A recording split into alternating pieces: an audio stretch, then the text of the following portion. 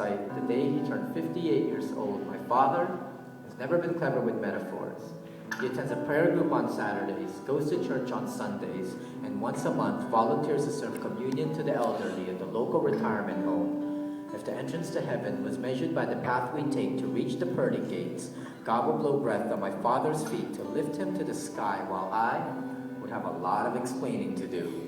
I spent most days dodging confession booths, while my father served salvation like 6 o'clock medication to folks who think of communion as the frequent flyer miles we rack up to get to heaven. Some of them have cashed their tickets by the time my father returns.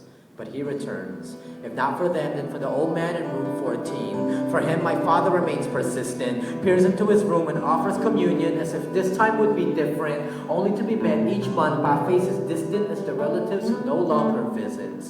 But for the first time last week, the old man said yes, took the leavened bread from my father's fingers, placed it on his lips where it lingered until that evening. He went to sleep and never woke again. Left this world with nothing more than a bedpan that needs cleaning, a 3-piece suit to be buried in, and the one question my father started asking since. What is it about death that makes a man finally come to terms with God?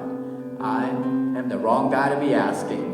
There's a part of me that believes death doesn't give you too many chances to escape the light. Might as well smoke your lungs into midnight, drink like the liver deserved to be punished, supersize your value meals, pimp slap an ex-convict, masturbate until your brain explodes from a lack of oxygen. There's 6 million ways to die. Choose one that best fits your personality and run with it. Well, I've been running ever since. Blowing through life as fast as I blow through cigarettes. Tipsy walking on the rim of shot glasses, haphazard and reckless. Eyes wide open, searching for places I'm hoping God will never find me until I see my father. Knees buckled at the pews, hands knuckled at the brow. Eyes clenched tight as if redemption revealed itself on the inside of our eyelids. And we're trying to squeeze it out to our tear ducts so the world can see God's glory inside us. My father will never show us tears.